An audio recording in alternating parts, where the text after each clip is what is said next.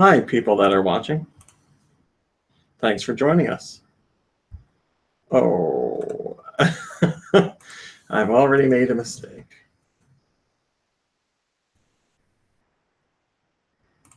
We will be going live. We are live.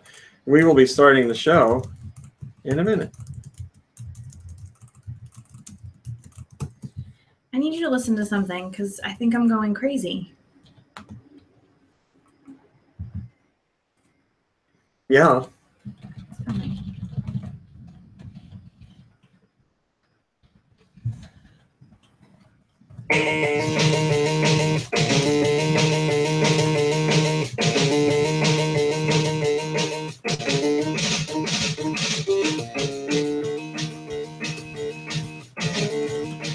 Yeah, what about it? Didn't I play that last week?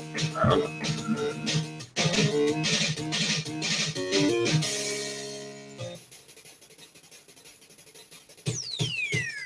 So hold on a second.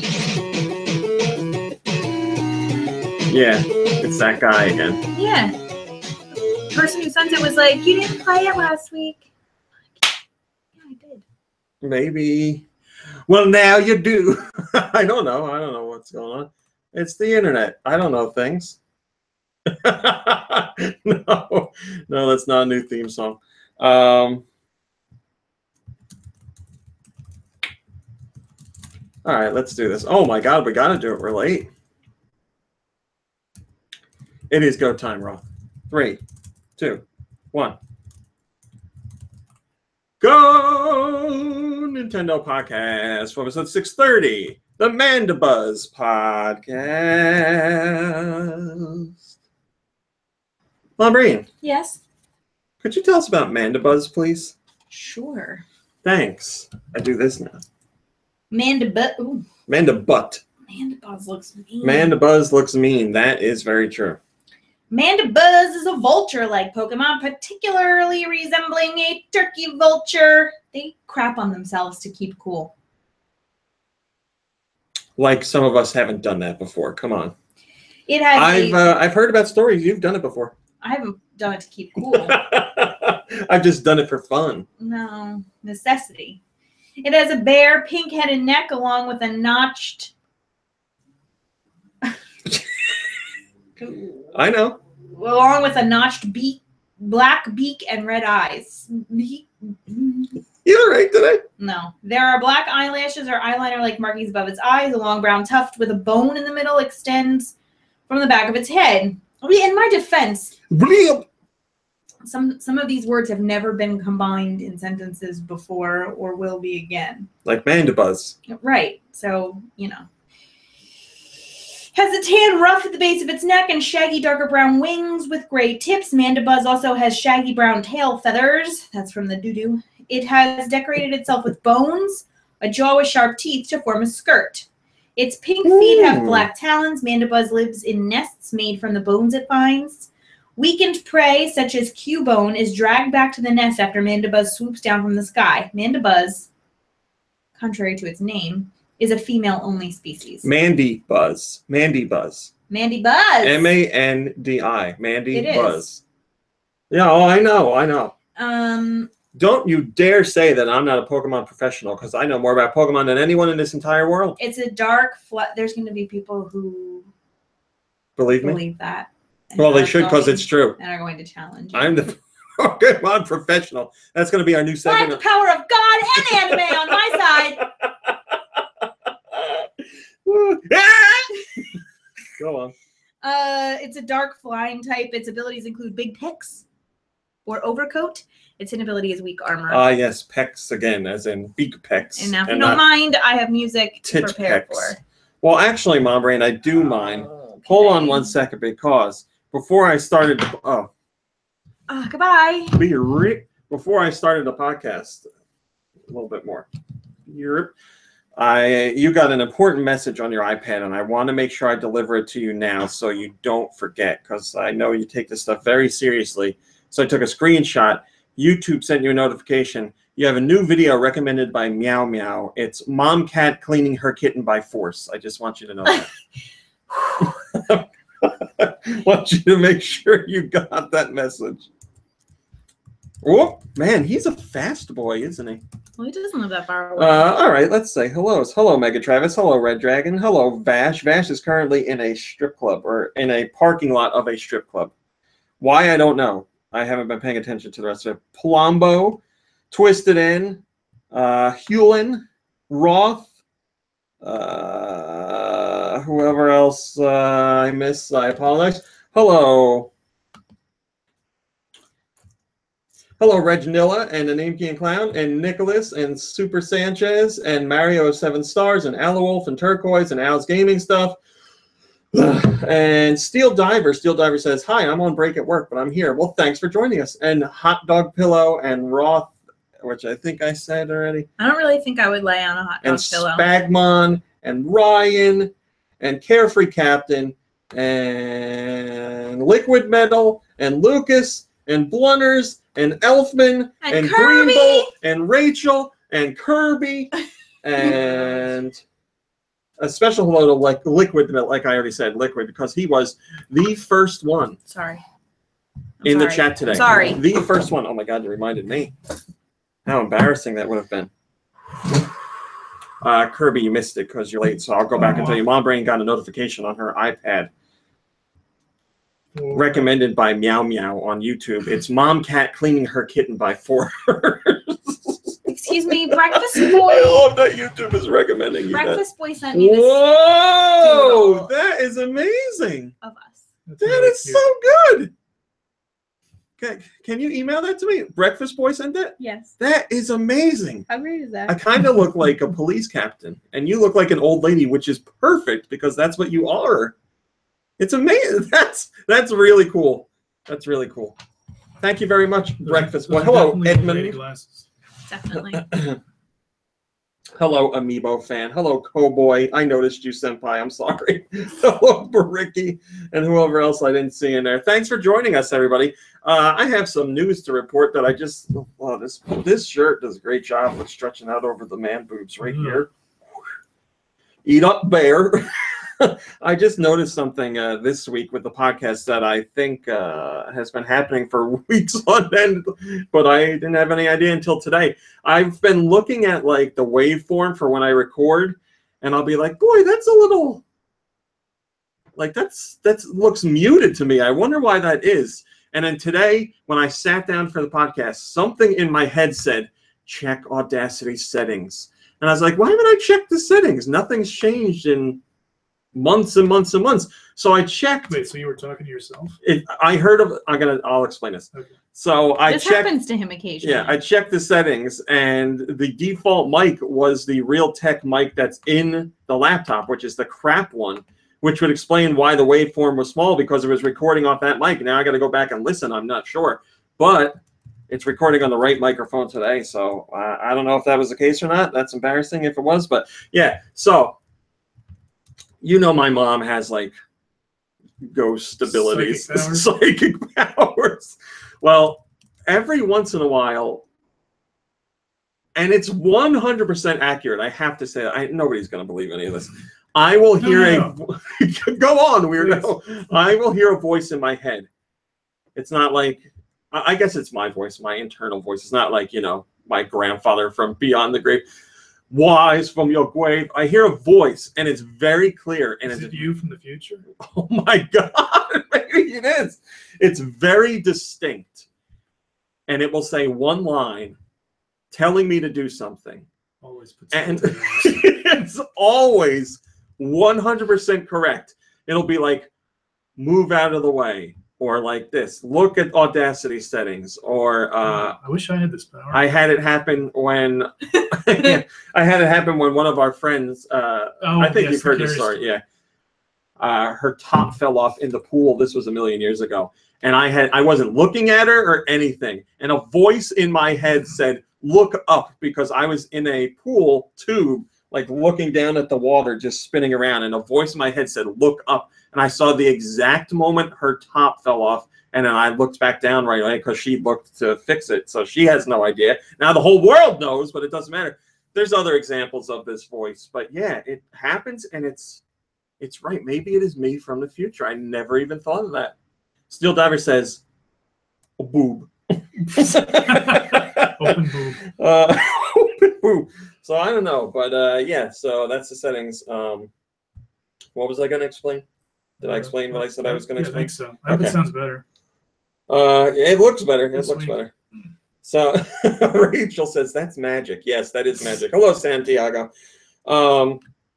Let's just go right into the big news today, which is AJ Styles went on Twitter and talked about how much he likes the Switch. He said he knows he's late to the party, but he really likes the Switch. It's a great mix of retro and new. He's right. Okay. Mom Brain, Yeah. the biggest fan of AJ Styles. I don't like AJ Styles. I didn't know AJ was a gamer. Oh yeah, he in real life, yes, he is a very big gamer. To my knowledge, he carries around his Xbox with him in like a big travel kit. You know, they're always on the road, either in cars or trains or This is whatever. an Xbox So One? yeah, Okay. yeah. So they got plenty of time to play games, which is probably how Cesaro managed to get all the shrines in Breath of the Wild while he was traveling around. So yeah, that was really cool to see because I know he is a big gamer in general. Seth Rollins is a big gamer too, but he's more into PS4, I believe, because him and AJ, I don't know if it happened already, but if you follow the Up Up Down Down YouTube channel, which is run by Xavier Woods, who is a WWE superstar, but also a very big gamer and has done stuff with Nintendo, actually. He is doing a Madden tournament, and the finals came down to Seth Rollins and AJ Styles, and they were playing on Xbox. And Seth was saying that he was worried because he's a PS4 guy, so he doesn't know the controls too well. But that's my story about wrestlers and video games. Al Gaming Stuff says AJ Styles owns a PC engine. We'll see. There's proof that he's a big gamer right there. Oh, wow. Yo, look at this. An ad on GoNintendo that I actually like and helps me out. It's for Life is Strange Before the Storm. The first episode is out. I haven't played it yet. I don't know if I want to... when it comes to episodic games, I don't know if I want to get in right when the episodes come out or if I want to wait until like the whole season's done and then play. Yeah. Because with the original Life is Strange, I didn't even really catch on to it until the 5th episode was about to come out. So like I played it all as one game. So now that this is coming out, I think it's 3 episodes. I'm like, I don't know if I want to play one and wait. Yeah, how long is the wait usually between episodes? I want to say like it's a month or two, something like that. I don't know if the schedule's different because this is a lesser amount of games. But hello, Waluigi. But we'll see. I gotta play that. I got so much stuff I gotta play. There were things I wanted to talk about. Oh, Parents Play. I know it's been a while since there's a Parents Play. I apologize. It's recorded. I need to edit. I need to find time to edit. There's just so much going on. It's getting to a very busy time of the year for video games. You know, all the big holiday stuff is starting to gear up for launch. Mario Odyssey is in October. Hello, Brian. Hello, Nate. So I just need to find time because that editing a Parents Play is literally all night long. It's like midnight until 6 or 7 in the morning. That's how long it takes me. So, and that's so I'll update GoNintendo. Then I'll spend the rest of the night doing that. Update GoNintendo again while the video is uploading, and then finally go to bed. Brian says his birthday was on Thursday. He turned 31. Happy belated birthday, Happy Brian. Belated. Hello, Aram. So it is going to happen. I apologize. I would like to get back to the schedule of at least one episode every 2 weeks, but I don't know. We'll see what happens. Gosh, this past week you missed a real gem. It could have been Darlene Plays. Nah, I can't. They couldn't have all fit in that room anyway. No, too much. Oh, have they been here for? They've been here for one before. One, yes, but not here. It was at the apartment. Was it? Yeah, definitely. I remember because they were sitting in the background, and we didn't have the face cam for that. All right. I feel like there's something I'm forgetting, but whatever. We will go into our regular news for the day. Let's talk. Yes, Santiago, we're going to talk about that too. All right. There is a Splatoon 2 data mine, which always happens when an update comes out. So fans of Splatoon 2 have sifted through that data to find some interesting tidbits that may relate to content that is coming in the game later. Thank you, whoever just said that. Who said that? Thank you, Aloe Wolf. And yes, hello, Tommy. And yes, Amiibo fan, I am going to talk about that Nintendo Direct rumor. But let's get to Splatoon 2. So, people that were sifting through the data found a new ranked game mode titled Rocket. And it has 3 components in it. Victory Rocket, Rocket Nozzle, and Rocket Node. And it shows that the Rocket Nozzle is able to be equipped by the player. It is defined as a special weapon like the Rainmaker, and it has a unique bullet type, which is the Victory Rocket. And the Victory Rocket Nozzle has been set to have the same arc type as the Stingray. And right now, the Rocket Nozzle has the same model as the Rainmaker, but that might be temporary. Blah, blah, blah, blah. So it looks like they're testing a brand new mode. And they have some placeholder stuff in there, but they have some other stuff that is already fleshed out. So that's obviously interesting news because more modes is better. More modes is better stuff. I was just playing some Rainmaker this week, actually. I haven't played too much of Rainmaker. I really do like it, but I just haven't played too much of it. Hello, Stakona. Also, let's see, we're going to do this. There's a whole bunch of different parameters and stuff that they found in the data. You can read that. There's also possibly another ranked game mode that they found while testing. It's being tested in the Reef. And on top of the bridge in the middle of the stage, there's an object called the Victory Ball. And there are additional objects placed there. And one in the team spawn area as well. So this might relate to a mode that's already in the game and it's just test data that was left behind, or it could be another new mode on top of that. Then there's also a weapon called the Bazooka, which is not the same as the Inkzooka. It might be testing for something else, or it might be something that ended up scrapped. There's also more evidence of playable Octolings, but you know how that was with the first game, and it never came to be in that one. So. And then finally, you can get a whole detailed look at all the Salmonid characters that are in Salmon Run. So you can get a nice up-close and personal look at those characters because they have the character models and all their different angles and stuff like that. So some really cool stuff in there. Possible hints at content that is coming to Splatoon. Splatoon 2, sorry. And obviously, Nintendo's not going to talk about it. Oh, I like it. But sift through at your own accord. Turbo K, or Turbok, says, this is exciting. More evidence of Octolings in a new ranked mode. I love the pace of updates and releases in Splatoon 2. Been playing it over 100 hours and expect to play much more. My second favorite game on the Switch so far. Well, I want to know what your first is. What's your first? Is it Zelda? Is it Mario Kart 8 Deluxe? Is it Vroom in the Night Sky? I was trying to think of the name of that bad game. We're not doing that. There is also, man, we got a lot of rumors this week. There's also a rumor of a new mode coming to Super Mario Run. Remember that mobile game, Super Mario Run, Mombrain? That one that you loved and you played all the time? No. I mean, I remember it, but I didn't play it. Well, this one's for PC because the new mode rumored includes Daisy. It's called New Game Mode ×10 Run. Players are told that Princess Daisy is in trouble and it's up to the player to rescue her. Uses Toad Rally tickets and stuff like that. The mode consists of 10 quick 10-second levels where the player collects 3 rainbow coins before reaching the goal. The more rainbow coins collected, the closer the player gets to a chance to hitting the rainbow block for bigger items that you can collect for like Kingdom Builder. Halfway through a set of 10 levels, the player finds the second playable character on the map, and you must switch to that character to play the next 5 levels, which will be slightly harder. After 10 levels, players will find Mario in a room surrounded by toads. He has to hit a normal question mark block for a standard Kingdom Builder, more Kingdom Builder items, blah, blah, blah. And this mode consists of remixed music tracks from previous Mario games, and it also features vocals from a woman.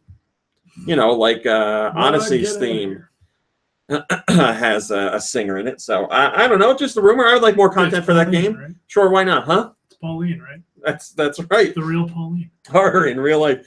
And I think this rumor might have come up because Super Mario Run was pulled from the App Store for a little bit and then returned with a new update. So people are looking into why that was. Hello, Rocket. The Dreaming Hawk says, Daisy, might as well leave her be and make a jump for the nearest pit. Wow. Wait, who said that? The Dreaming Hawk said that. Surprised it wasn't G-Man, sir. G-Man Sir was harassing PC on Twitter about this. When I tweeted it, PC was very excited, and she was saying something about it, and G-Man Sir jumped on it like right away. Switch firmware update is available, Mombre. Oh. It's firmware update 3.0.2. That is exciting. What does it do? It added online play. The next thing out of my mouth. In Argentina, Brazil, Chile, Colombia, and Peru. And it also has general stability improvements to enhance the user's experience. You know, the standard stuff. There's more comments on this than there usually are. I don't know. Let's find out why. They probably started arguing about something. It's true. Moro has a top-rated comment, and he says, "Hey, online playing Brazil. Nice of Nintendo to acknowledge that we exist. Also, my Switch is no longer wobbly in tabletop mode, so can confirm about the stability." I did the update. I put it on the table. It doesn't shake anymore. It's true. What is this? Yeah. All right. So Pokemon CEO, Ishihara, Mr. Ishihara. How do I say your first name? Ishihara-san. Tsunekazu Ishihara. He's the CEO of Pokemon Company. He talked about a whole bunch of different things. He talked about Pokemon Go. He talked about Pokemon in general. He talked about the Switch. He talked about Ultra Sun and Ultra Moon. Yeah. So I'm going to give you some details from that interview. This was with Bloomberg. He says the ability to trade Pokemon in battle one-on-one are coming to Pokemon Go. He reconfirms it. And here's something interesting. He says, as far as Pokemon Go is concerned, they've only accomplished 10% of what they want to do with the game. So, I don't know, maybe in 80 years, they'll have everything they want to get in there. They also talk about how they toyed with and are still toying with the idea of, depending on what location you're at, that will impact the Pokemon you can catch. So if you live in a cold climate, there will be Pokemon that like the cold there, or a tropical climate, there will be a tropical Pokemon there. Yes, Mom. I need to go upstairs and get a sweatshirt. Yeah, I wasn't really sure. You put on one of these. Careful now. Careful now, big girl. It. Just don't talk to me. I'm thinking like a bull in a china shop. That's me. That's me. He goes on to talk about the Switch because we know they're making a Pokemon game for the Switch, and he says the Switch allows the opportunity to create a Pokemon game that goes deeper and has a higher level of expression. Yeah, balls deeper. That makes it an extremely important platform to the Pokemon Company. Until now, games were made as one for one person. What? Until now, games were made as one for one person. Okay. But now you can go home and play with everyone. So how do we tackle these themes, and how do we make sure it's not complicated? I don't know. You're a developer, not me. He doesn't say officially that there's going to be Switch accessories for this Pokemon game, but he says it's under consideration. And he says the Switch is not a device that needs a constant network connection, so it's not viewed all that differently from the DS or the 3DS, because you don't have to be online all the time. Hello, Claz Tech. And he also talks about how augmented reality fits really well with the Pokemon Company's vision for the franchise. So they're like, yeah, we know about VR, but we really like AR. Obviously, Pokemon Go uses AR, and it's a big feature of that game. So they also talk about voice-activated stuff like, you know, the Amazon Echo or the Apple HomePod or the Google whatever the hell that's called. I don't know. God, I'm so out of touch now. Google Talk. What's that thing called? But anyway, he talks about those. And he says, like, you know, we know those things are out there. There'd be some interesting ways that we could interact with those things when it comes to Pokemon. But he doesn't confirm anything specifically. He also, which is the most interesting part of the discussion, he talks about the Switch and he adds Home. It's just Google Home. Oh. Thank you, Classtech. Oh, and Hewlin. Thank you, Hewlin. He also talks about the Switch. He has some interesting things to say, so I'm going to say that right now. This is him specifically, quoting him. He says, I told Nintendo that Switch wouldn't be a success before it went on sale because I thought that in the age of the smartphone, no one would carry around a game console. It's obvious I was wrong. I came to realize the key to a successful game is quite simple. Software with absolute quality leads sales of hardware. Playing style can be flexible if the software is attractive enough. Currently, it's popular among the early adopters, but there needs to be one more step to attract a wider audience. I see more potential on Switch, but one shouldn't overestimate its potential. So basically, he's like, I thought the Switch was going to fail, and then it didn't fail. So I was wrong, but we're talking about early adopters right now, so it could still fail. I could still be right. I could still be right. That's what he's saying. It's like, it's doing great, but don't overestimate it. Like, what number would it have to hit for him to be like, I was completely wrong, and I have no way of saying that I wasn't wrong anymore? But or he could be like, the Switch sold 60 million units, so it didn't really reach its fullest potential. So people were overestimating it. Yeah, one more step. I don't know what the step is. The goal right now for Nintendo is to sell 10 million units of the Switch in its first year, and they're well on track to do that. I would say, don't quote me on this, but I would say they're definitely over the halfway mark of that by now. They were almost over the halfway mark like months ago. So we'll see where they are by the time the regular year closes out, because we'll have the holiday season numbers in there. But remember, they're talking about fiscal year, which would be March to March. Ass to ass. Not March to the end of the year, the regular year. Sokar says, since the Switch is portable, it's pretty obvious that a Pokemon game has to be made for the Switch. Don't get why they are considering too much on this, since again, it's a portable system like the 3DS, only that it has the option to hook up to a TV. I don't know, Sokar. These game developers, they're a crazy bunch of people, right? What is this? Yeah, that's what I wanted to say. There you go. I did a video review for the Retrobit RES Plus, which I showed off on this stream a few weeks ago.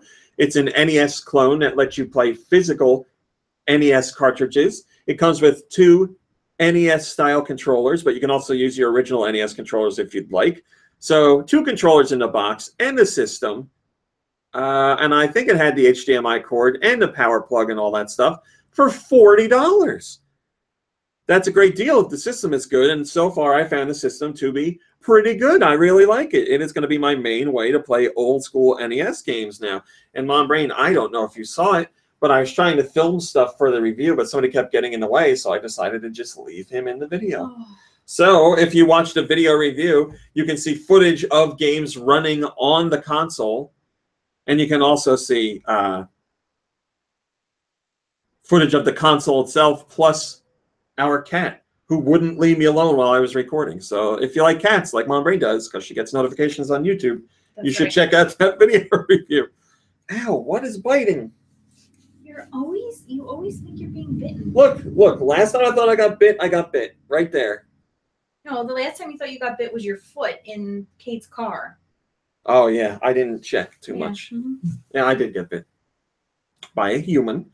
Resident Evil Revelations 1 and 2 has been dated. It is coming out November 28th. And it's going to include some special features. So, what are the special features? It includes optional motion controls, where the right Joy-Con lets you aim and swing for knife attacks. Plus, you can flick it upwards to reload your gun. The left Joy-Con can be shaken to get loose from enemies. Now, I want to point out, these motion controls are not required. You can play just regular controls if you want. So if you don't like motion controls, you don't have to use them. Also includes HD Rumble, but they didn't specify in what way. Co-op raid mode can be played online, and boy, did I get addicted to raid mode. There was a lot of fun to be had there, and playing it online co-op would be a ton of fun. In Revelations 2, you can enjoy local co-op with a single Joy-Con. So if you want to do Resident Evil Revelations 2 and do the co-op, which is how I played it, but I played it on, I don't remember. I don't remember what system I played it. It had to be PS4. It came out for that, right? Yeah. PS4. But anyway, I played it with Nikki Hill, and we each had our own PS4 controller. But on the Switch, you can just give one person a Joy-Con, and you take the other Joy-Con. So the whole game can be played with a single Joy-Con. And obviously, Resident Evil Revelations 1 and 2, the package includes all DLC for both games.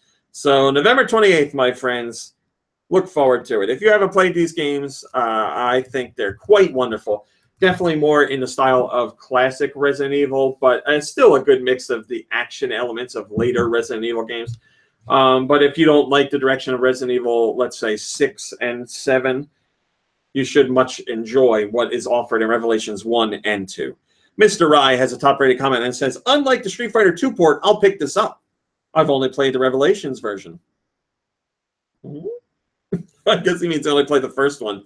Well, I happen to like the second one better, but I played it co-op, so I don't know how it was if you played it by yourself. But hopefully you have fun. I hope you enjoy it.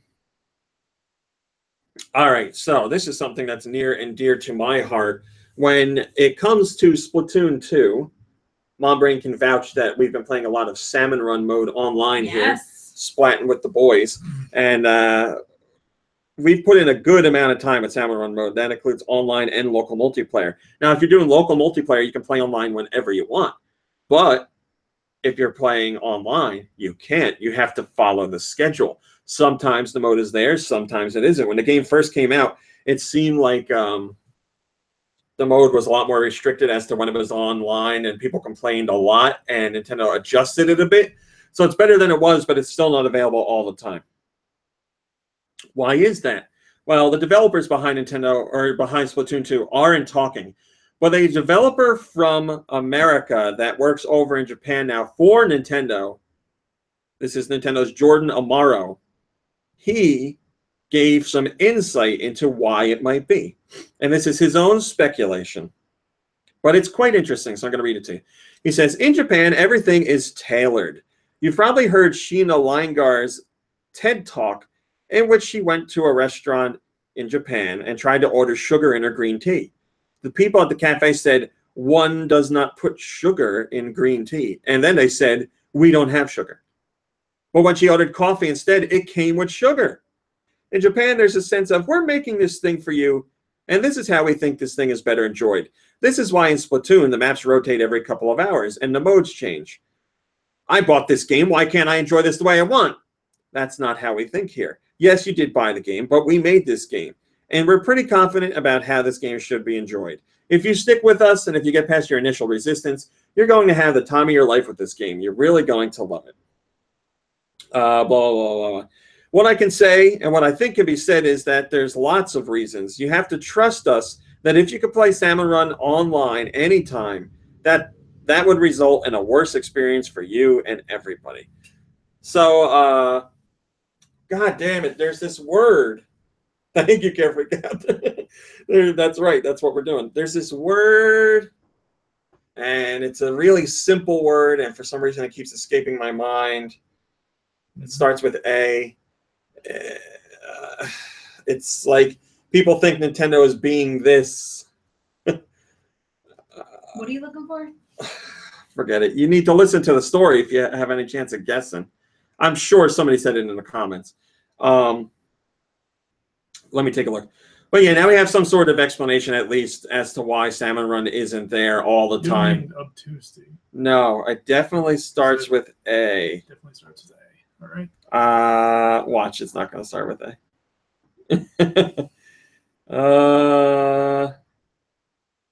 God damn it.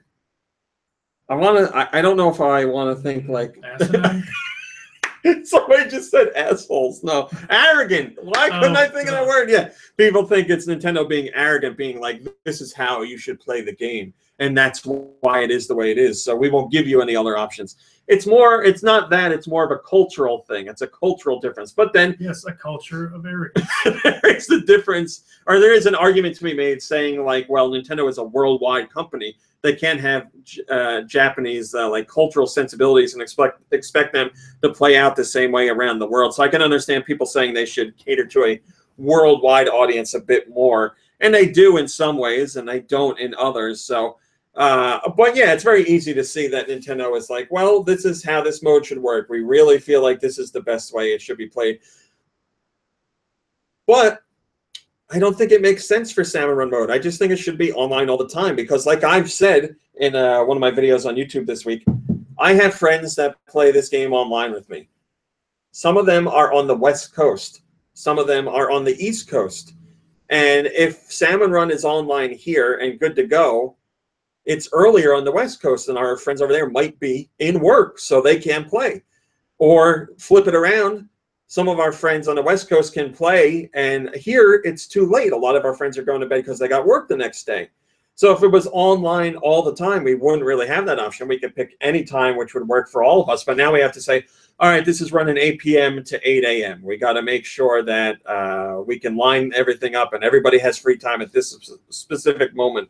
And, you know, oh, Salmon Run isn't running this day, so we can't play that day. Like, there's a lot that goes in there. When we get to play, we have a lot of fun, but there's always the worry that when we are free, we aren't going to be able to play that mode. Now, obviously, we can play the other modes, but we like Salmon Run mode a lot. So, Stefan, if you haven't tried Salmon Run mode, you definitely should. It is a blast. We've had a lot of fun playing that. I cannot get enough of it. And it just gets more and more difficult, which is great. There's a good sense of there's a good sense of challenge and stuff like that. The top rated comment here is humongous. I can't read it on the podcast, but I appreciate it. Barrick says, though I disagree with this mentality, namely I play Salmon Run mode locally now because of it. Oddly enough, I progress faster there than online. Well, maybe that's because you're in the room with your friends and you can play off of them better than online. Star Fox, Mom Brain. Did you know I like Star Fox? What is that? I don't know. Is that a howler monkey? It's a ghost. I think so. I'll find out. Don't worry. I'll keep our family safe. Okay, well, I'll just wait for you to respond to that. I asked you about Star Fox, Mom Brain. Children on bikes. It's children on bikes. Star Fox is one of my favorite franchises, and this week we found out something a little bit interesting about the game because Nintendo is doing these developer interviews. Come in. For these games that are on the Super Nintendo Classic Edition, and Star Fox is one of them, as well as Star Fox 2. And we found out that when Star Fox was being made, the developers almost made the characters human instead. This comes from an interview with Shigeru Miyamoto, Takai Imamura, sorry, and Tsuyoshi Watanabe. Mr. Imamura says, I originally considered making the characters human, but Miyamoto overturned that and suggested making them animals. We made the main character a fox because of its association with blah, blah, blah, blah, blah, blah, blah, blah, blah. Then he says, the faces of the characters on Team Star Fox are actually based on staff members at the time. Fox has a fox-like face like Miyamoto. Falco is Watanabe. At the time, we laughed over how his nose sticks out like a beak. How mean. Director Katsuya Eguchi has a mouth like a hare's, so he became the hare. Peppy. And then Mr. Yamada has large round eyes, so he became Slippy Toad. And Miyamoto says Yamada's personal mascot has always been a toad anyway. And then Imamura says, and the villain Andros is, I shouldn't say. And then he laughs, and Miyamoto says, yes, you can't say this one. That's what he said. And then he laughs again. And then Imamura softly says, Andros is my boss at the time. So he made the evil villain his boss at the time. God, I need to say that from now on. Yes, you can't say this one. I can't believe you've done this. So there you go. Miyamoto looks like a fox. So says this guy. I don't know. I put pictures of him side by side. I don't know if he looks like a fox. I don't see it. Like, foxes have long noses, snouts. I don't see it. I don't see it.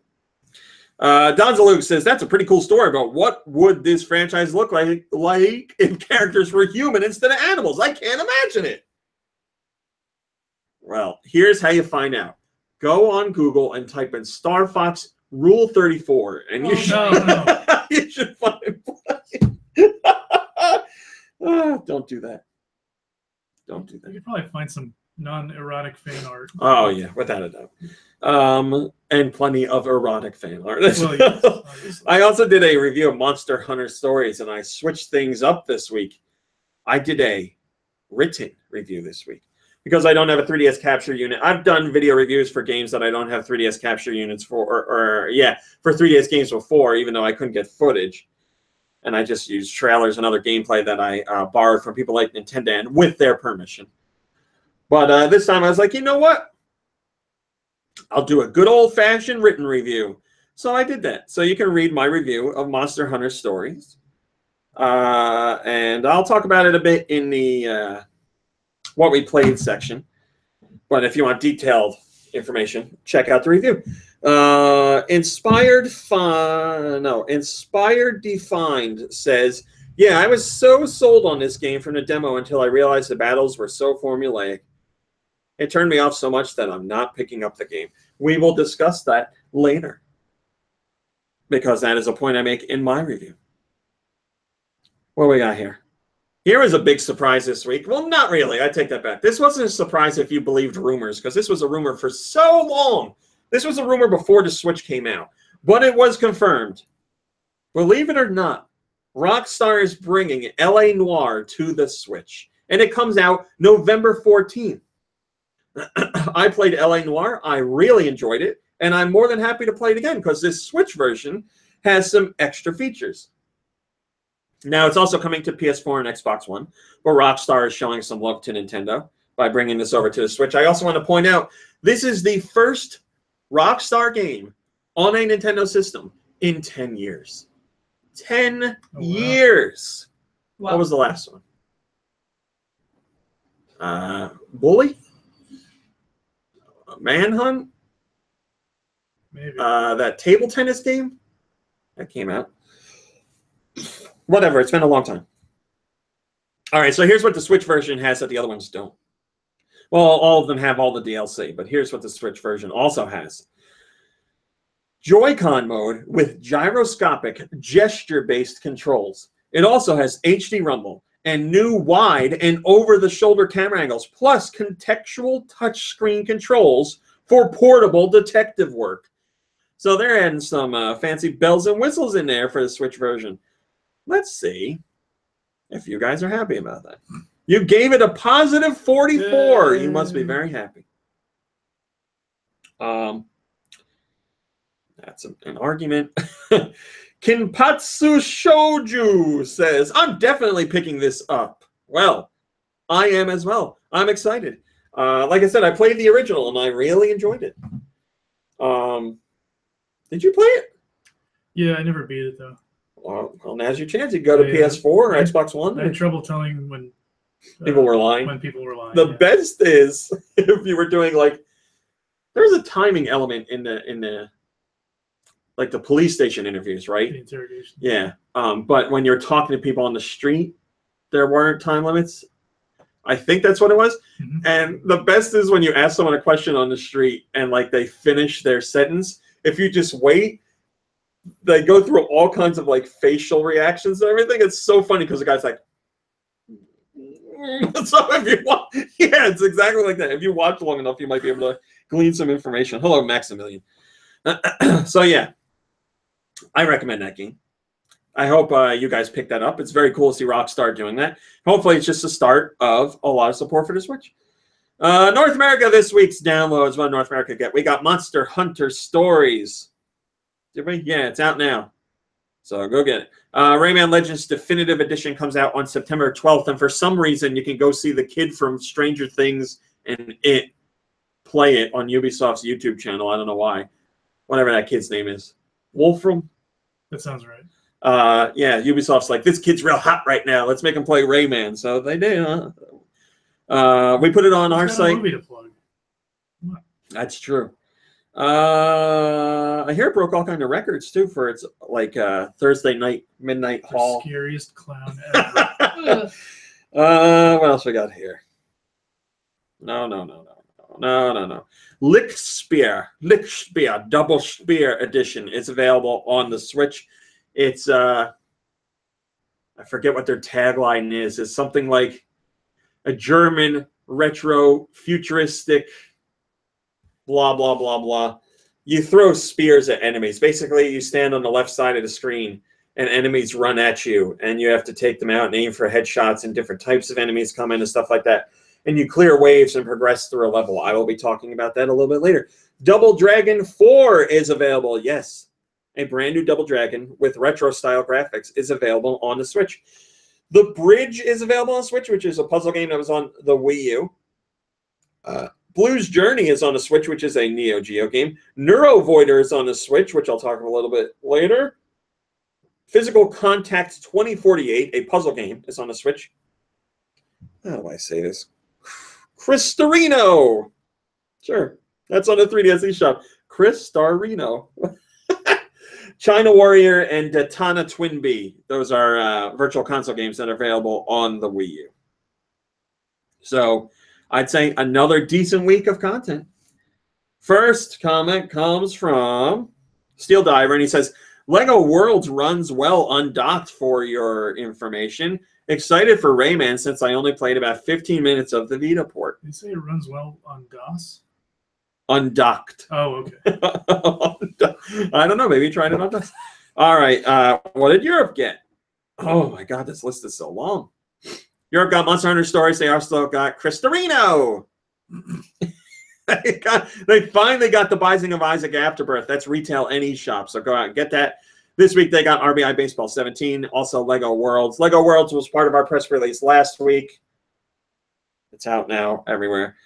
Blues Journey, Double Dragon 4, Lick Spear, Neurovoider, Physical Contact 2048, The Bridge. Wii U got Earthlock Festival of Magic. That was a Kickstarter game. Finally made its way out onto Wii U. And the developers are considering a Switch version because I don't know if you've heard this or not, but the Wii U's kind of dead right now. Also got the Gem Collector.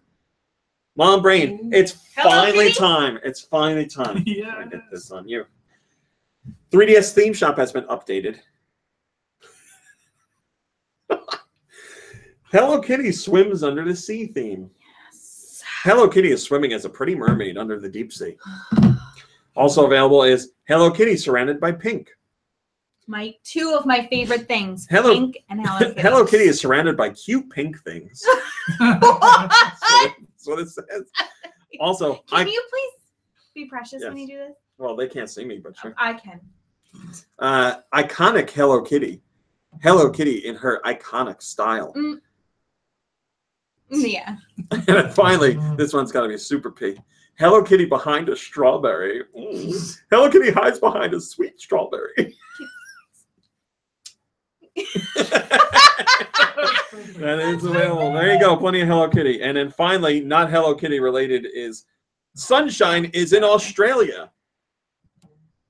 Little Miss Sunshine is enjoying her journey in Sydney. Keep going. Keep going. Never heard of it. So that's your updates. Obviously, Europe has us trumped because they got all that awesome Hello Kitty stuff. What are you doing? How annoying is that? We know so. Yeah, it's very annoying.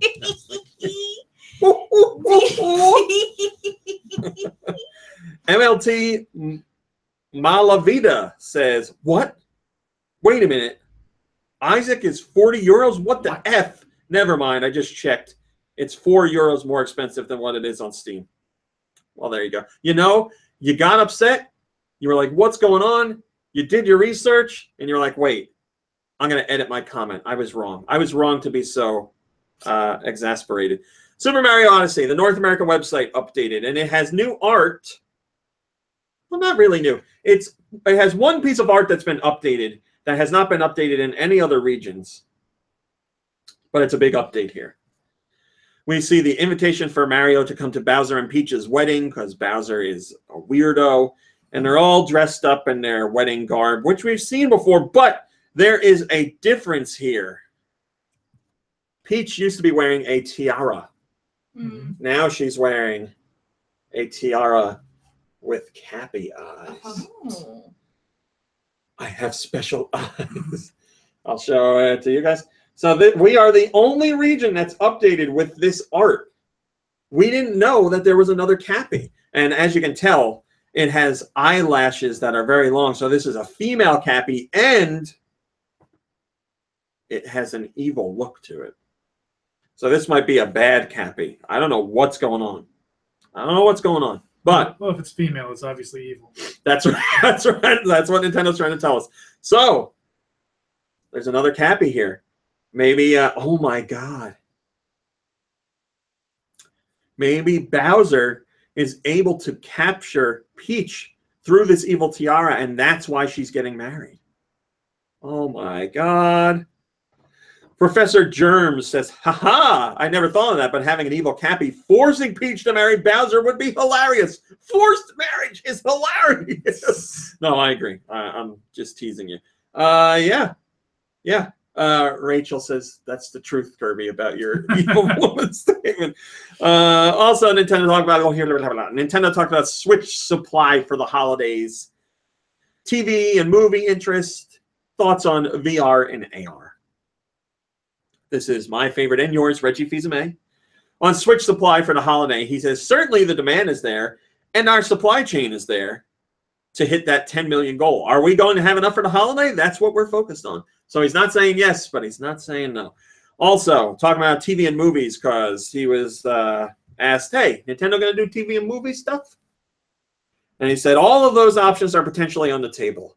And then he also made a joke saying, I want to remind everybody, we did a movie once, and you all know how that turned out. So he did actually say that. Not in those words specifically, but as a joke that way, yes. Talk about virtual reality and augmented reality. He says VR. VR is the technology that we have been looking at literally tens of years.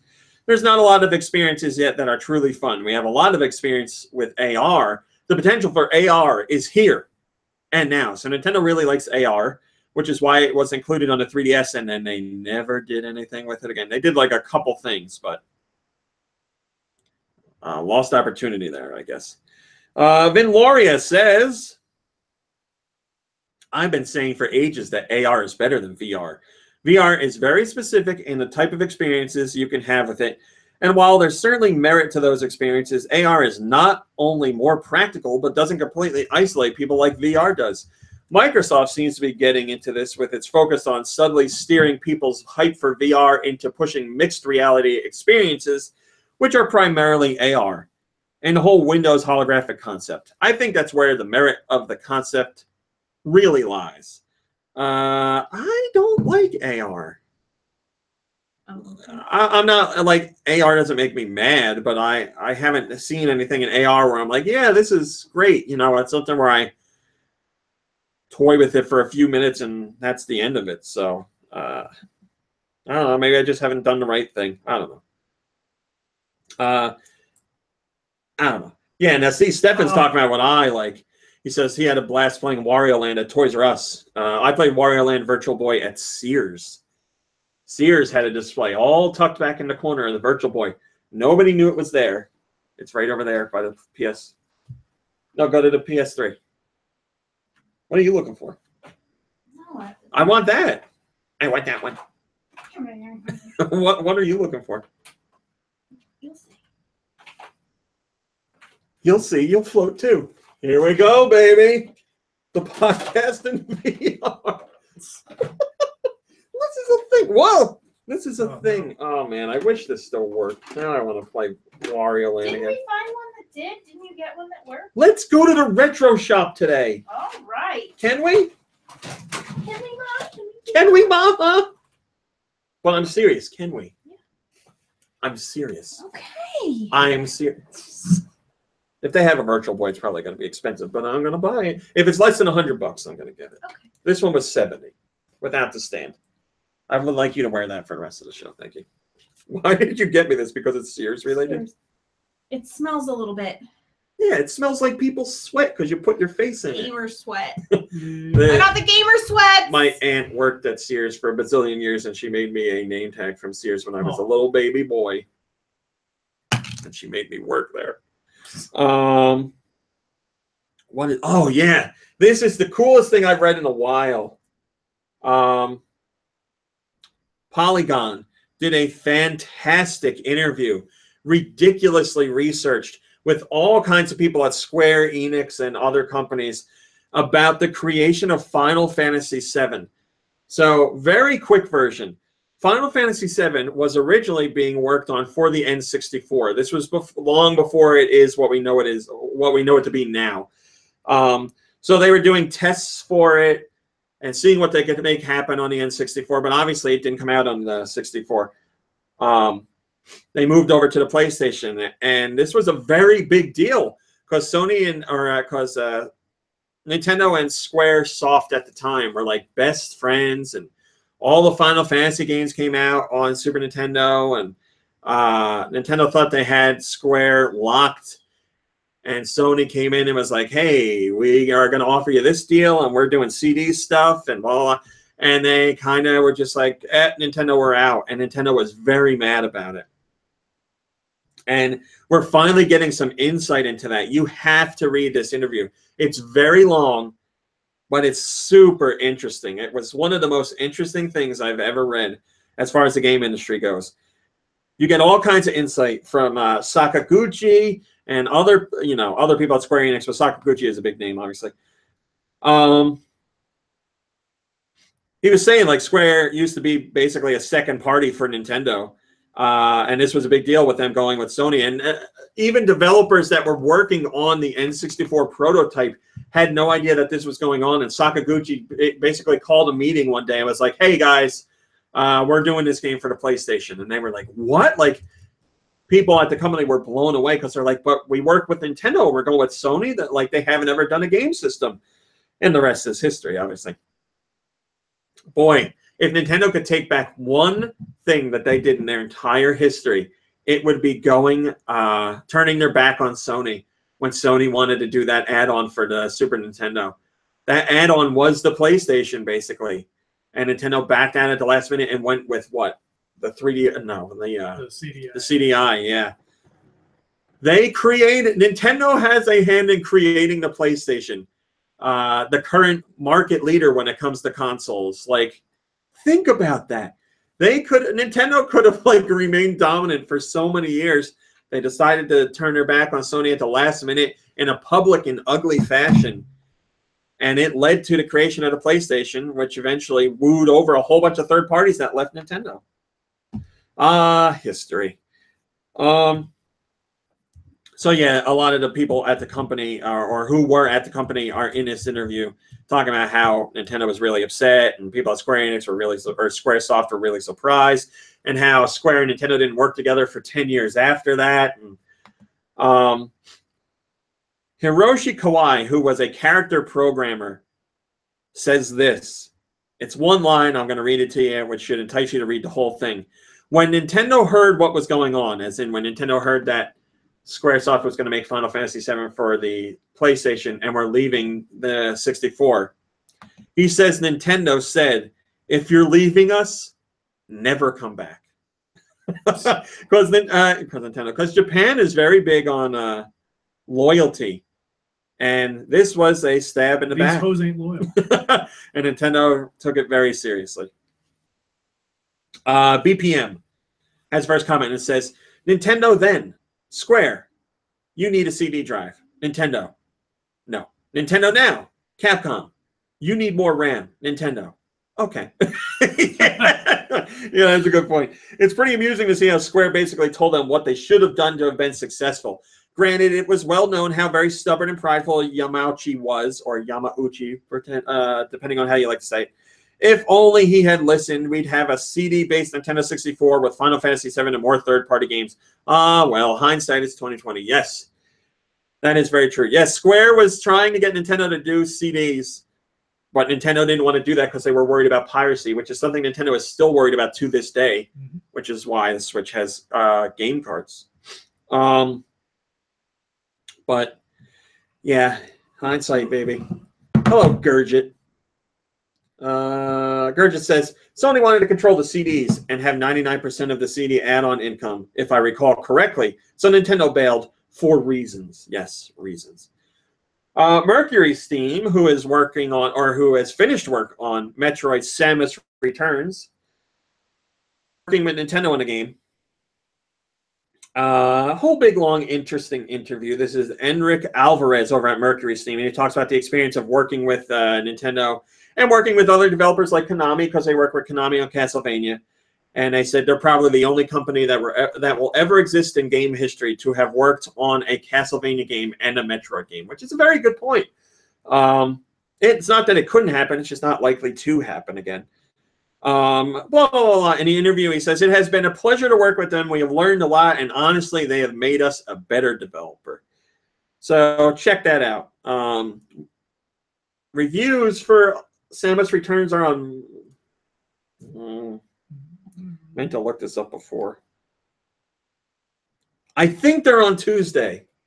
I think we're allowed to review Tuesday, so you're going to hear all kinds of stuff on that day. But let's put it this way. I think you know how the game's going to turn out. We'll say that.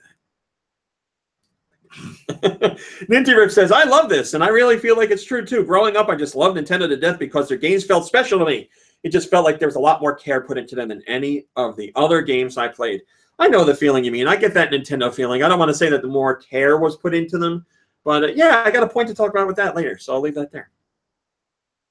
What's all this then? Oh, this is interesting.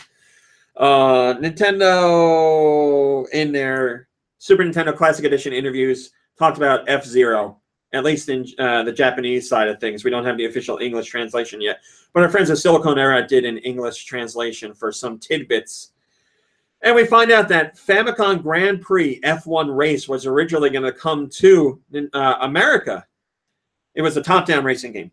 And when one of the developers, or when the director brought it over here to show it to Nintendo of America criticized it beyond belief. He said that they told him at the time, this isn't a racing game. Racing cars are cooler than that. And he says, they also said the game would never sell. And the director said, that really pissed me off. He didn't say pissed off, but he said ticked me off. It pissed him off. So he was like, I'm going back to Japan, and I'm going to make the best, coolest racing game ever. And Nintendo of America is going to be like, oh, we want that game. And at the time, he was like, what's really cool? You know what's really cool? Batman's really cool. This is really what he said. The Batman movie had just come out, not the Adam West one, but the Michael Keaton. Yes, the Michael Keaton one. Version. So he was like, everybody was talking about that, and it was seen as really cool. And he said, before I left for Japan again, I got a whole bunch of Batman comics, and I was reading all of those. And he's like, so there's some kind of Batman influence in what turned out to be F-Zero. So Batman and Nintendo of America being mean led to the creation of F-Zero. So in one part, we should thank Nintendo of America, and in one part, we should not thank them because they kept us from getting another game. So make sure you read that snippet. Really cool stuff in there. But yeah, I would have never expected that Batman played a part in the creation of F-Zero. My allergies are killing me. Necrochild313 says, that critique doesn't really strike me as arrogant. It rings true to me as I thought top-down racing games were pretty lame. Well, you know what, Necrochild? I think you're pretty lame. I saw that, yeah. On Reddit. I don't know where it is, though. Oh, I can look at I don't know if it's in the States. Yeah, supply's definitely getting better. Did you see what it's sitting on? The Xbox One, yeah, I saw it. Yeah, I've had lots of people email me recently and say they're seeing Switches in stores for the first time. But they say when they go to the store, they'll see it and be all shocked, and then they'll walk around and do their shopping and walk back, and they're gone. But supply is getting better. Yes, it's true. Roth says Michael Keaton is still the best Batman. He says Michael Keaton Batman is still the best Batman. Yeah, I mean, yeah, I would have to say he, like physically, he's turns me on. No, he's probably not. He's probably not, what most people would think of when they think of Bruce Wayne and Batman. But as far as his performance, I think it's one of the best. Well, I think we know who was the best Mr. Freeze. Oh, yeah. How did they make that decision? I don't get it. All these years later, it still makes no sense. Well, the character is German, and they were probably like... you know who's German? Well, no, Arnold Schwarzenegger's Austrian. I know, that's the best part. Oh, man. I guess they were just like, Schwarzenegger's popular. Let's put him in.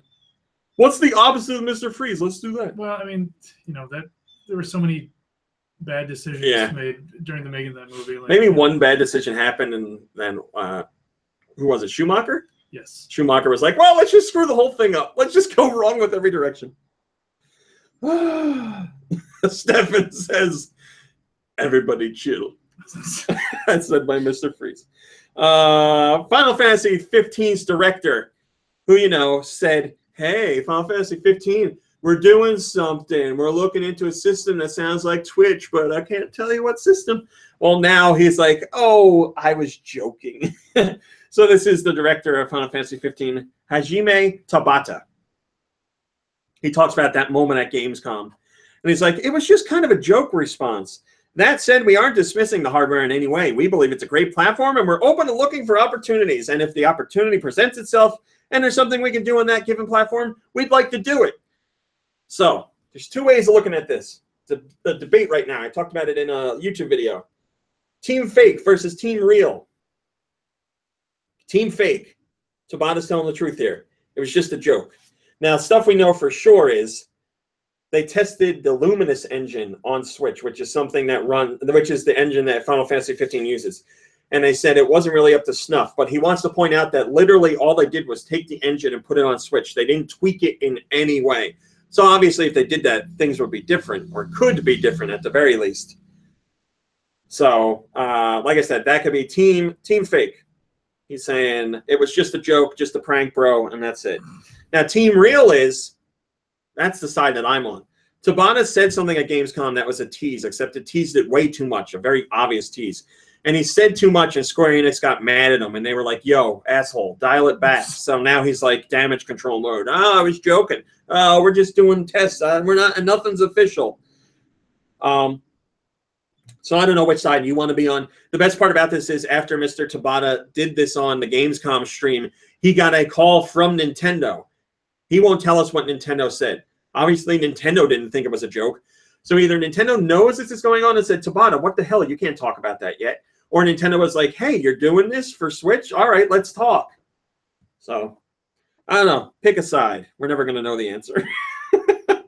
But in the great internet wars of forever, you can collect internet points somewhere, I'm sure. First comment comes from Steel Diver. No, top rated. Steel Diver. And he says, it's just satire. We know Nintendo fans have a good sense of humor. There you go. That's what it is. And then finally, what I said I'd talk about, the last top story for today. Rumor. Nintendo Direct is coming on September 13th. It's a rumor. It's a rumor. September 13th, there's going to be a Nintendo Direct. You know, fans have been asking where Nintendo Direct is for a while now because they happen on a semi-regular schedule. We kind of know when they're going to be within a few weeks. So we're a little bit overdue, and fans are like, where the hell's our Nintendo Direct? Now, why is this being reported now? Because the source that just came out is the same source that months and months ago said LA Noire was coming to the Switch. He was correct. So now he said he's hearing rumblings of a Nintendo Direct on September 13th. I can tell you Nintendo Directs always happen on Wednesdays because that's my one afternoon off. And in recent months, that's what Nintendo's been doing. So there's my own evidence of this actually happening. Yeah, it's not surprising. We're going to get another Direct soon. It's going to be this week. It's going to be this week. That's my official guess. Top rated comment comes from Nicholas Camp, and he says, I want to know something about the Kirby 3DS game that is allegedly coming out this winter. Well, if there's a Nintendo Direct, I would imagine they'll talk about that there. And if there is a Nintendo Direct, I would imagine the focus is going to be Switch big time, like very big time. But they'll throw a little 3DS nuggets in there for you. So, there you go. That's our top stories. That's pretty good. Colma is safe, by the way. Want you to know that. Got out of Florida. Oh, good. And The his only phone people died. left in Florida are my parents and my grandfather. Also, Yeah. Sure. also my step mom and dad. Are they staying? I think so. Like, they're not, yeah. Stronger than the storm. All I right. swear to God, if something happens to my grandfather, I will never forgive my parents. It's going to pick him up and plop him down right here in the backyard. That would be wonderful. You live here now. All right. Let's talk about what we played. Mom Brain, what did you play? Nothing. Okay. Kirby, did you play anything? Yeah, All right. I beat the Risky Boots Adam thing. Congratulations. Thanks. Did you enjoy it? Yeah, it was okay. I beat it in like 4.5 hours. I'm sure most of you guys could probably do it in like less than that. Yeah, that's the internet with their speed running and all that garbage. Because yeah, I got all the items, so I did a lot of backtracking. You know, just like I did when I played the the full game with Shantae. Yeah, yeah. Well, I guess that's it for Shantae, right? No more content after. Is there more content coming? Oh, I don't know. I figured you would know better than me. I don't remember. Yeah, I got to play that DLC. I haven't played it yet. I need to go back. There's so much stuff. Is that all you played? Yeah. Oh, okay. All right. Well, here's what I played. Metroid. I'll tell you about it on Tuesday. It's good. But I want to know now. All right. So I played a lot of stuff. I played Neurovoider, which just came out this week. Neurovoider is a roguelike game where you play as a robot. You play as a brain in a robot. Oh. And you pick one of 3 class types. There's like one that moves quick, and one that shoots a lot of heavy bullets, and one that I don't remember. But you pick your type, and you're not locked into that type. As you progress through the game, you can pick different types. You can't mix them. I should say this. You collect parts for your robot to upgrade, but you can't mix and match class types. So if you're the big bullet guy, you can only have big bullet type guys. And if you try and do something else, it's like change classes. So the levels are, to my knowledge, randomly generated, but you get a choice of 3 levels every time you beat a level. And the levels have ratings on them. So a level will be like, all right, the level is this big. Like each thing has like 5 like tick marks. So it'll be like level size, 4 out of 5 tick marks, and it'll be elite enemies, which are tougher enemies, 3 out of 5 tick marks, and it'll say loot, 5 out of 5 tick marks. So you're like, oh, that's got a lot of loot, but it's got a decent amount of tough enemies, and it's a big level to explore. I don't know if I'm ready for that. And one might be like, really easy enemies and a really tiny level and lots of loot. It's all random. So you pick whichever ones you want to go. And after every 5th stage, you fight a boss. Now, I like roguelikes. And at first, I wasn't into this game, but I was like, I think it's just the initial hurdle of getting over, everything in the beginning. And I'm glad I stuck with it because now I find it very enjoyable. There's no continue, so if you die, because it's a roguelike, you got to start from the beginning. But, the whole point is you go through levels, you collect things that enemies drop, and you upgrade yourself. And you have specific power-ups, too. You can do like a health power-up that gives you more health if you're low, or a shield power-up. Like, there's a million different things. So many different types of guns and so many different robot parts. And the cool thing is your robot parts actually alter your appearance, too. You don't just pick different weapons and you shoot differently. Like, your bullets will be different. Your robot looks different. The way you move is different. Your speed and all that kinds of stuff. It's got a good soundtrack for the type of game it is. It's like futuristic, like... techno-ish. Is techno a thing anymore? Just, music with a beat. Futuristic. It's called EDM. EDM, yes. But I really like it. Yeah, I really enjoyed it. I made it to the 2nd boss and I died because I'm an idiot. And I was like, you know what? I've never done melee weapons. I'm going to try melee weapons. And I decided to try it on the boss, which is a terrible idea. So I got killed pretty quickly. But yeah, I really like it. I've been talking a lot to the developer about it. And it's just been cool getting to learn about the game and the person behind it and stuff like that. I really like it. It's I would heavily recommend it. I want to do a video review, but last night was my first time playing it. I hadn't played it at all. So I need a little bit more time with it. But yeah, I would definitely check it out. It's a ton of fun. And because it's randomly generated and depending on all the weapons and stuff you get, it could be different every single time you play it. So there's always a reason to go back in. Plus, I think there's daily challenges, and there's something else too. I don't know if there's leaderboards, but there's something else. So there's reasons to go back into it. That's a lot of fun. I very much recommend that game. Now there's another game that I don't remember the name of. Something about spheres. I'm gonna say name is gonna be wrong. Let me look. Sphere something. You piece of poop. This goddamn... work with me here. I don't see. What I don't want to do is like insult. Forget it. Fine. You don't want to work. You won't work. I don't want to insult the developer by getting the name of their game wrong. But it's a puzzle game, and it's coming to the Switch, and it's about like spheres. You know, if I did research before the podcast, this would be so much better. It's coming out September 14th. It's about left side and right side. So basically, you use the two joysticks, and you control like a little ball of light on the left-hand side and a little ball of light on the right-hand side. And the screen is split down the middle. And you have to get each sphere to a goal. And it's a puzzle game. So there'll be like certain enemies that block your way on the left-hand side. And you have to do something on the right-hand side to manipulate the left-hand side. So it's a lot of like games at once, basically. It's a lot of like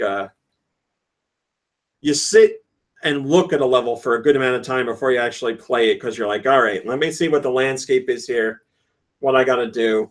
Hello, Coma. And stuff like that. It's another good one. It's really interesting. I just I don't know if too many people are paying attention to it, and it's very basic when it comes to visuals. Like it's not bad visuals, but it's pretty basic. Hemispheres? Is that it? I don't know. No, that doesn't sound right. But yeah, I played some of it last night. Mom Brain, you were actually watching me play it. Do you remember? Yeah. I was a little bit sleepy though. You were, yes. You know what? I think I just found out a way to find out the name of this game. Semispheres. That's it. Semispheres. I knew that was close. Thank you, Seven. Close enough. Semispheres is the name of the game. Now, again, it comes out September 14th. And reviews are under embargo until then, so I can't review it. But I can tell you that I do like it, and it's a unique puzzle game. Now, the thing I want to know that I don't know, can I play it two-player? Like, does it allow two-player? I haven't tried it yet, because you can give one person one controller, one person the other. And obviously, that would make for a co-op puzzler, and it would make it a lot easier on the person that's normally playing single-player, because doing both at once, it's taxing, but it's supposed to be taxing. So, yes, Mega Travis, Samispheres. So keep an eye out for that one. If you like puzzle games, it's unique enough that I would give it a recommendation as of right now. I still have a lot more to play, but I can't review it yet. So,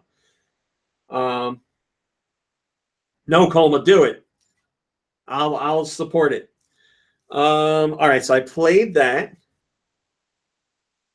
Now I also played, I know it's called Kingdoms, but I don't know which one it is, because there's two of them coming to Switch. I'll tell you in a second. No, why are you coming up? Kingdom New Lands. That is what I am. Yeah, and that comes out on the 14th as well. Now, this is a really interesting game, and I'm at a point where I don't know if I enjoy it or not. But I need more time with it. It is a gorgeous game. It's pixel art, but it's got, like, there's always water in the foreground, and the water is like almost 3D, and it's reflected. It's gorgeous. It's a really cool looking game. So the game's whole thing is not explaining to you what to do, which I like in a game, but I don't know how much there really is to do in the game. So you're this like princess riding on a horse, and you ride to the left and the right. And basically, you just explore the landscape. There's, as far as I know, there's nothing but left and right, and it's one big scrolling level. So you get to the farthest most point on the right, and you have to turn around. Same on the left. Now, on the left-hand side, there's bad guys coming out of a portal, and you don't have anything to fight them. But what you're supposed to do is you'll collect money, like coins, out of like a treasure chest or dropped on the ground somewhere, and a whole bunch of things will have slots on them for these coins. So like a pile of rocks and rubble on the ground will have a 3-coin slot. And if you pump 3 coins into it, it starts to get built up into like some sort of like some sort of building or barricade or something like that. And the more you put money into it, when the options come up, the bigger it will get. And basically you're building a settlement, and then you'll build like ramparts and stuff like that to block off the enemy attacks. And you build like weapons things, and you drop money for villagers that come there because they'll upgrade their clothing, and like they'll take on like hunting or other jobs in the town, and that makes your town better. So it's basically a resource management game, and it's only focused on money. And if you do things well, you get more money. And like I said, you can just randomly find money. But basically, you're pumping money into things, and you don't know what they're going to do. So you play once, and you're like, okay, I kind of get the idea. I see how I would do things better. I'd better protect my town next time. I'd focus more money there. But that's really all it is. Like, you're just hitting the A button to put money into things. So I don't know if I find it enjoyable yet. I find it unique. I find it interesting. I just don't know if I find it fun. I have to go back in. I did one playthrough, and my whole village got wrecked, and I couldn't find any more money. So I knew I was just going to die. I was like, all right, that's the end of my play session this time. So I'm going to give it another shot, but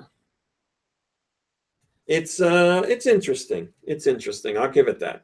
All right. So I played that. I have Rayman Legends Definitive Edition, which I'm going to do a review for, but I don't need to talk. I haven't played it. I don't need to talk to you guys about it because I haven't played it. And I can't talk to you about it because I haven't played it, but I played the other one. Everybody knows what it's like, so I don't think I need to talk about it anyway. And then finally, I put in a lot of time with Mario plus Rabbids Kingdom Battle. I finally had time to go back into that. And I have a major announcement. Oh, boy. It's major. Okay. I beat the whole first world of that game. And I didn't die. I never lost a character. I would not have bet on you, I would not have bet on me either. I would not have bet on me either. Yeah, that's not I made it through the whole first world. No, it's not.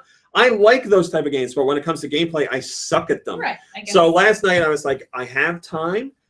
I'm going to sit down and play this. I'm really going to take my time with it. I'm going to learn all the ins and outs. I did the whole first world and the boss battle.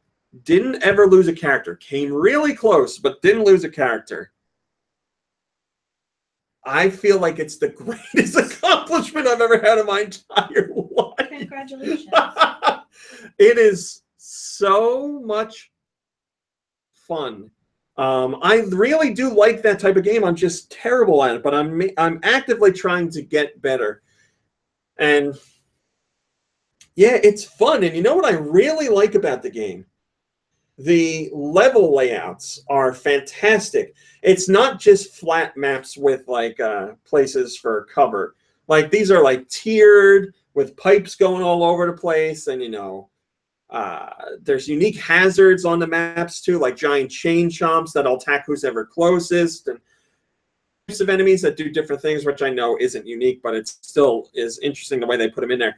There's enemies that can jump really far, and there's enemies that play off of one another, and there's enemies that are huge and can move very slowly, but if you attack them, they'll like focus on you solely and go after you. So there's a whole bunch of different things that play into it. Plus, the weapons that you get, there's guns, then there's short range attacks like hammers, and you can do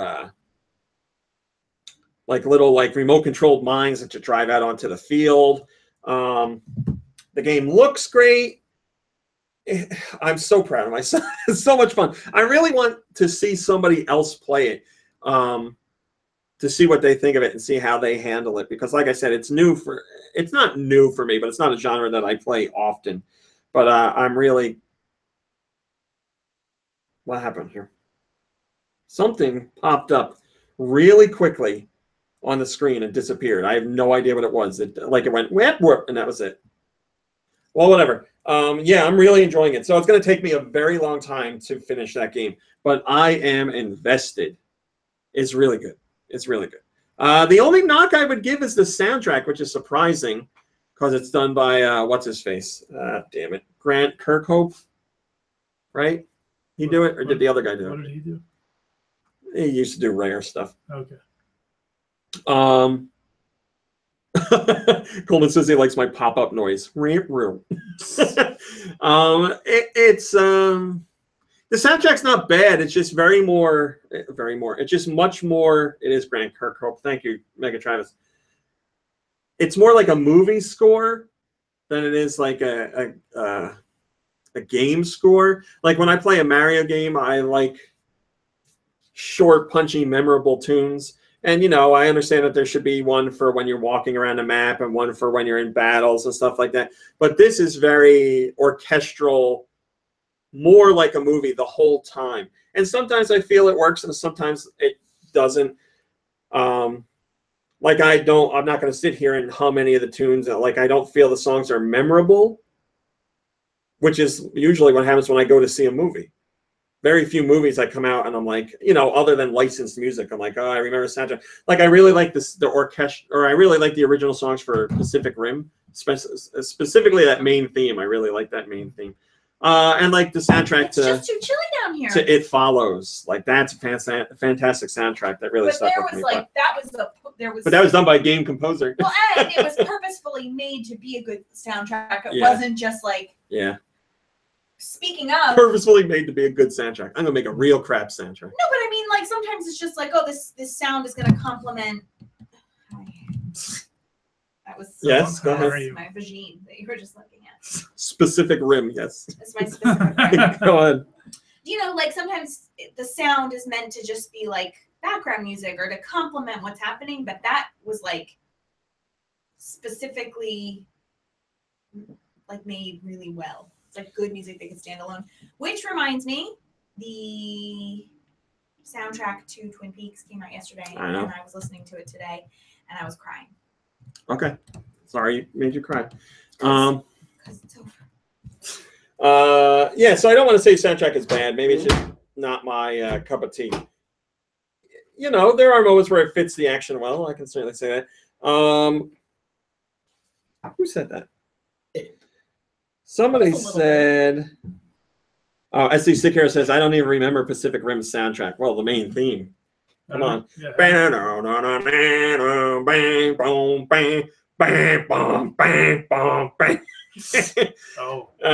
It's played like by the guitar, and then the orchestra follows it for the second round of it. That's like the hook. That's all. Yeah. Now it rings the bell. It goes like this. All right, so I played that. Yeah, I spent a lot of time on that, and I think that's everything I played that I am allowed to talk about. Now, time for questions. A smart boy would have gotten questions ready, but we're only just getting back into questions. Sure woulda. Woulda, coulda, shoulda. Mom Brain. While I'm getting the question ready. Yeah. Why don't you tell everybody where they can go to send questions? GN podcast questions? No. I don't know. It's GoNintendo questions. At gmail.com. Where? GoNintendo questions. At gmail.com. Boy, you sound really excited about it. I had to think about it. Let's see if I remember the password. Know what else I'd like to think about? Cake farts. I did remember the password. I'd like to think about Taco Bell. Taco Bell. Is there a Taco Bell out by the retro game shop? I don't think so. Well, then you're screwed. All right. There's other things out that way, though. Kieran says, what do you guys want to see next on Switch? Animal Crossing. Animal Crossing, I'm sure, will be on Switch at some point. It is a portable system. It would be a crime if they didn't put Animal Crossing on there. So I don't think you have to worry about that. I'm sure we will get that at some point. I buy that for $1, says Mom Brain's a tulpa.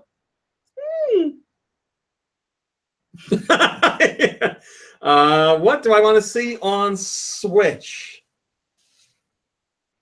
I mean, games. I like games. Specifically, oh, you know what I want to see? That, what's it called? Code Vein. I think it's called Code Vein. I don't know. It's a Bandai Namco game. Kurt Code Vein? Kurt Code Vein, yes. That's what it is. What else is announced that I want to see on Switch? That's tough. It's very like I don't really think like that unless like it's something very specific, like a long-running franchise or something, and I can't think of it right now. Like nothing's coming to mind. Trying to think of stuff that's coming out on other systems, or like I don't even know what's coming out on other systems that I'm excited about. Like, and it's stuff that wouldn't come out on Switch anyway. Like God of War, that's not going to come out on Switch, but that's like one of the few I can think of something. Oh yeah, that's another one that I would like on Switch just because I like his games. Detroit, but that's not coming to Switch. That's a Sony only thing. So I'm bad at this, so I can't tell you anything. Kirby, you got anything? I mean, I don't have a Switch, so I don't care. Colma says, I want to see Disney Saturday Morning on Switch, the Disney Afternoon Collection. Oh, yeah. I'll go with that one. Or he's saying Disney Saturday Morning, so what was on then? Disney Saturday Morning. Dumbo Circus. Dumbo Circus. That garbage game. Something that you really shouldn't miss. Dumbo Circus. All right. Since we're running a little late, I'm going to leave that for questions. Now, if you want to send a question, which we do, we have questions for a while, but I don't want you to think you just shouldn't send in questions because one day there will be no questions, and that's when we never do questions again. So please send your questions to GoNintendoQuestions@gmail.com. That is, once again, GoNintendoQuestions@gmail.com. Thank you to those of you who have sent in questions already. I'm very excited to read your questions. I like your questions. All right, Mom Brain. What is this stuff? All right, Mom Brain, let's do some music. Be-do-do-da-do-do. That was not our podcast intro. I really could not tell you where that is coming from, so just give me a second. Thank you, Liquid Metal. I appreciate it. We will get your question at some point, and I'm very excited to read it. Oh, let me do this. Beer. Wow. That is a bruise. I didn't even notice it until I saw it on camera. What happened to you? Couldn't tell you. Getting old. That's old dead flesh. Mom Brain, music, please.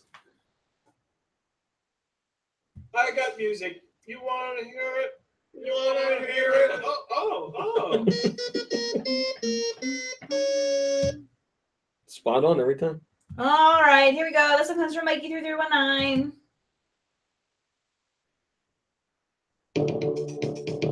All right, Super Nintendo? Yeah.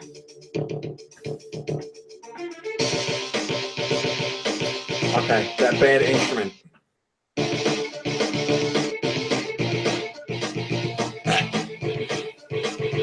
It's all made by the same instrument. Turn that on. This could be rare because they got into that bad instrument later. Is it rare? Okay, so let's say Donkey Kong Country 3? No. Okay, let's say...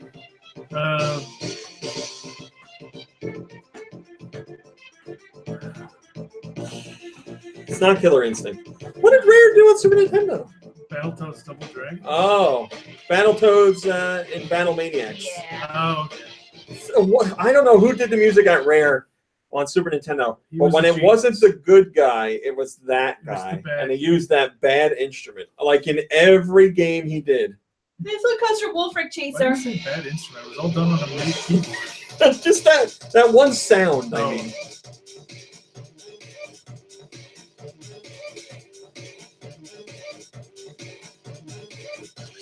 I didn't even know the system could be portable. Nope.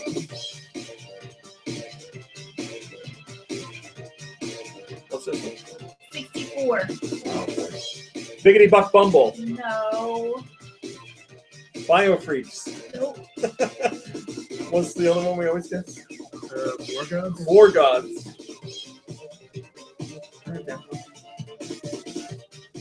Beetle Adventure Racing. No. Glover. No.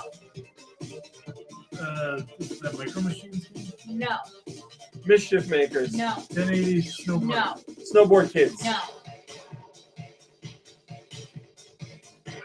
Kid Chameleon. No.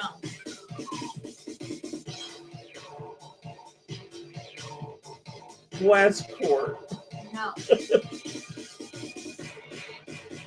Winback. No. Oh, she was shooting. I thought it was going to be Winback. Like cheesy. I get like a boss battle vibe.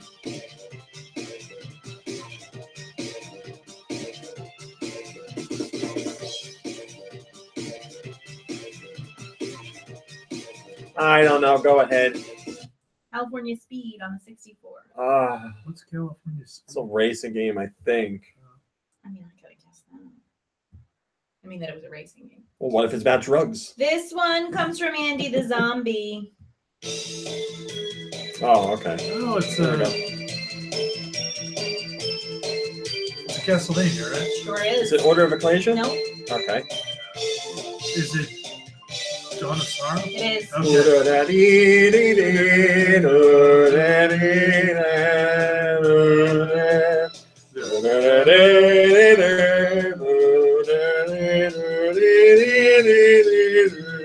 Man, we'll never get another Castlevania like this again. Oh, I mean, there were three. But we will get Bloodstained, Ritual of the Night. Oh, yeah. When the hell did that 2018.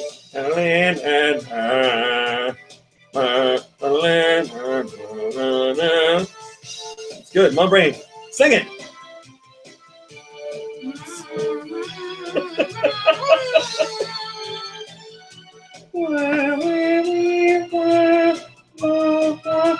Colma says they really need to do a GBA/DS Castlevania HD collection. Yeah, that'd be great. come? Oh, yeah, that's a good idea. But they ain't gonna do that because it's Konami and they don't know what to do with themselves anymore. Everything's got to be a This goddamn one comes from pachinko or Rabbids. slot machine. Okay, this could be rare. Could be. All right, banjo. Something. No.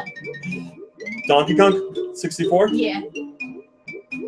There's a sound that is always rare on the N64. That fake xylophone. Oh, yeah. The background noise is the sound that my stomach makes sometimes when I'm nervous. Speaking of how great was, I saw the scene in American Gods last night with that person on the toilet. Oh yeah. Good stuff. All right. You know what I was just thinking? I went from watching Fuller House to watching a Brian Fuller Oh my God. TV show last night. Coincidence? Oh, that Shadow Moon is one handsome mother. This one comes from Egmond.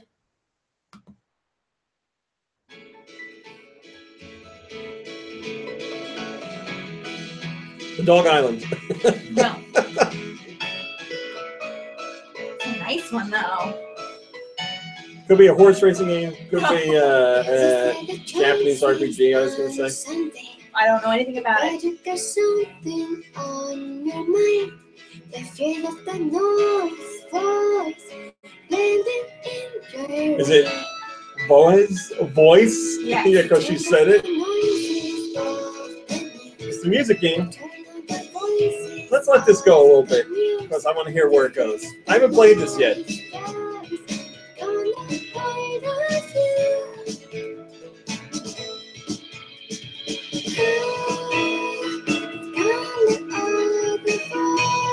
Makes me feel like I'm watching an anime. Okay. All right. Boys. This next one comes from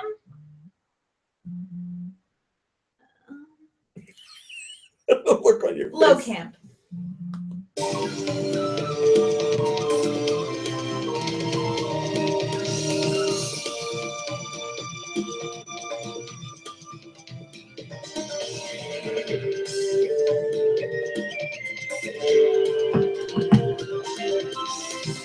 All right, this sounds like it should be an RPG. know what it is. It's not first party, right? No. You played it. Oh dear, what system?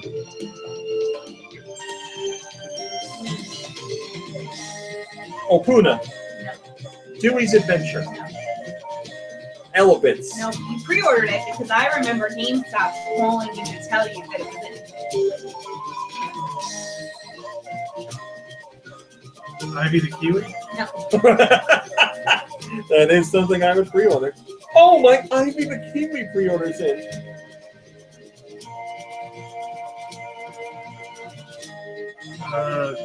Jungle Snatch.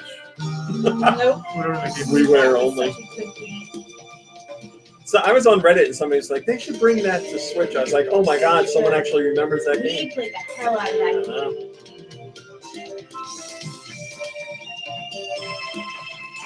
Is this a series? I don't know. I think so because it's got a subtitle. So maybe this isn't the one you played, but Ah, the plot thickens. Okay. Is it a Final Fantasy Crystal Chronicles? no. Is that ace up my sleeve?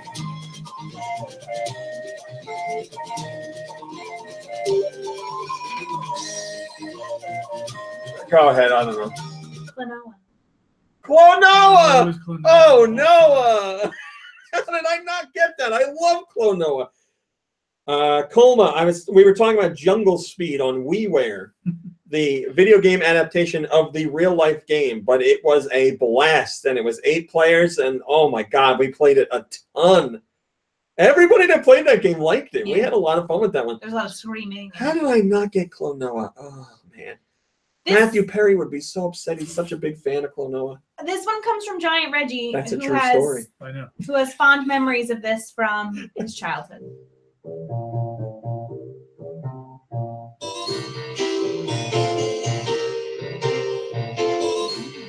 What system is this? Harvest Moon. Yeah. Is it really? Yeah. Wow, I've never played a Harvest Moon. Just had a Harvest Moon vibe. So weird. Well, I think of farming or having sex with cows, whatever you do in that game. This song belongs to a one-eyed rat eating an old piece of watermelon. Why? I don't know, but that's what I say. This song makes me feel like planting sunflowers. Definitely not. A Go one-eyed on. rat eating an old piece of watermelon. This song brings me back to my fair day. is a veritable smorgasbord after the crowds go home. You know, there's a thread on Reddit today about That's Templeton the Rat from Charlotte's Web. what podcasts should you listen to that are Nintendo related, and I was like, I don't know if this is against the rules, but we do a podcast every week. I don't know if you enjoy it. It's not everybody's cup of tea. I hope that person is watching it right now. They're like, well, welcome. I've wasted my life. Wouldn't be the first time Reddit steered you wrong. Do we remember the box? The Boo Box. This song comes from Raj Chaos, who says every podcast listener has a song in their heart, and this is the song in his right now.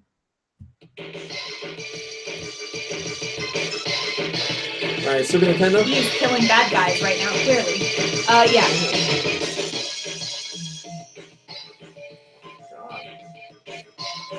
A couple of sour notes. It sounds like bad Capcom, but this sounds too bad for Capcom. Oh, Jesus. That bad Capcom. Is it a Mega Man? It's not. Is it Final Fight 3? No. So, yeah, it's just thinking beat 'em up.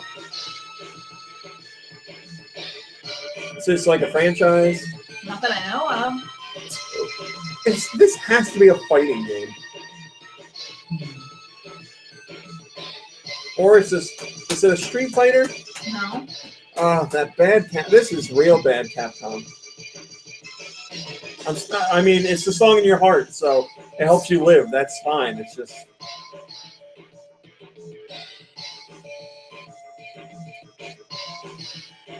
What else? It's not a Disney game. It doesn't look like a Disney game. Capcom on Super Nintendo, not a Breath of Fire. Magic Sword.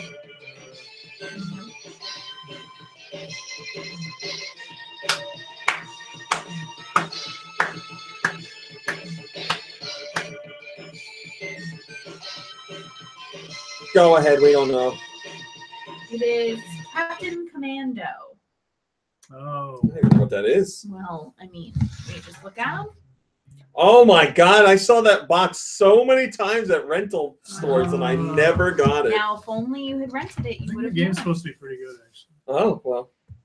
This song comes to us from Breakfast Boy, who I would like It's to a thank beautiful artist.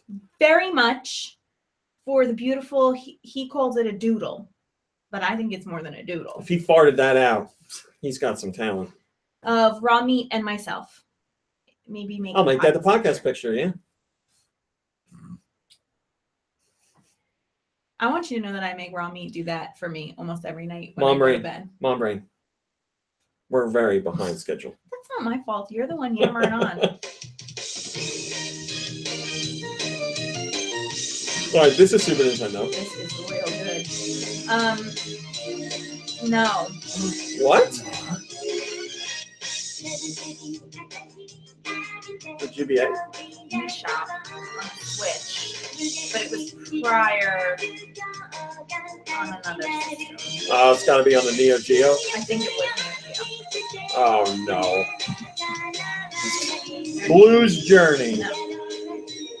It's not a metal slug. No. It's not the golf game. It's a sports game. No, I don't think so.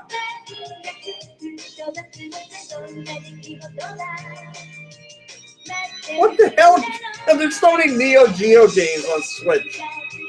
Well, we know it's the Magician. What? Yeah, that's true. What games did I like to have singing in? Is it a puzzle game? I don't know what kind of game it is. Is it a fighting game? There's plenty of fighting I games. don't know what kind of game it is. So does the title not make any sense? That's correct. Okay, that narrows it down. It's like not words. I mean, it's word. I mean, it's not. Are these words you would say in I don't normal think they're in the language? dictionary. Ah, that's In what an I'm English looking for. dictionary. All right, so weirdly worded. Yeah, I don't think I'm going to get this one.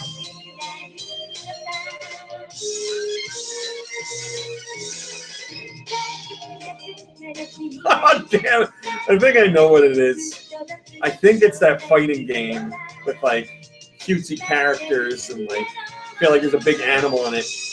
Does it have a 7 in it? Yeah. I can't remember the name of it. It's like Baka Baka or something. I might give it to you. I know it's not Baka Baka, but it's so... I'm going to give it to you because you know what it is. It's the same word twice. It's 4 letters. It's like... okay. I was saying wuzzle. It's like Baka Baka. I don't know. What is it? Waku Waku. Waku Waku 7. I'll take it. I think that I'll counts. take it. Yeah, that counts. It was actually localized as Baku Baku. That made more sense. Oh, man. The that's last funny. song that we have for today comes to us from Andy the Zombie. Oh, that's funny. Oh, I know this. Oh, everybody knows it. Well, all boys. Oh, already a know GoldenEye. it. Yeah. There, now I really They know. got it, North. Yeah, everybody did like a speech on it. Their how-to speech was how to play GoldenEye. Mine was not. Man, that is some butt rock. I just love it. Butt rock. Such a good, like, butt rock couldn't be called anything else. Like, you know exactly what. Now that's a horn. Oh, do you hear that horn? There you go. Thank you, butt rock. All right, turn this off. All right. So that was 10. 9, 8, 7, 6. Oh, sorry. 8. 7. 7. We got 7 out of 7 10. correct? Oh, what a rebound from last week. What did we miss? California Speed Yeah. and Klonoa. Really. And Klonoa. I missed Klonoa. Speed. I got a pee so bad. Klonoa and Captain Commando. Yeah, that all checks out. All right, well, that's our show. And a couple of longer shows 2 weeks in a row. I hope you have fun. I hope you enjoyed it. Stick around for the after show. But if you don't do the after show and you listen to this on your iPhone or your iPad or your Samsung Galaxy, then the show ends here for you. Thanks for watching. Thanks for listening. We'll see you next week. Goodbye, everybody. Bye. Man, do I got a whiz? Oh, I almost put my pants just now.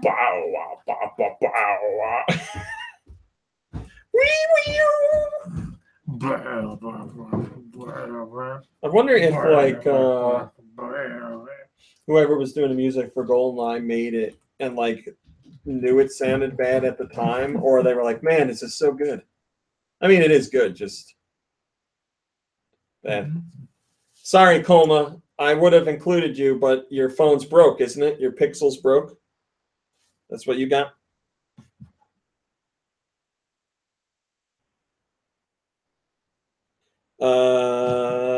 Hold on 1 second.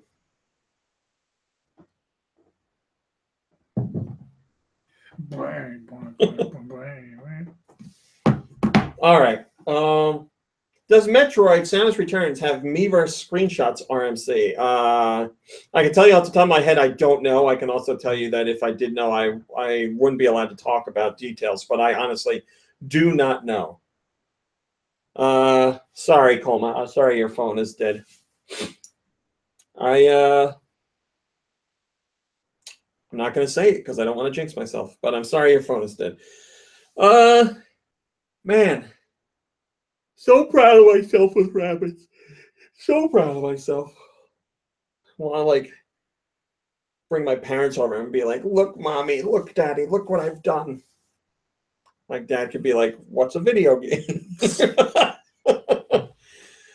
Oh yeah, that's one of the greatest senses of accomplishment I've gotten from a game in a long time, just because it's so outside my wheelhouse of what I normally play.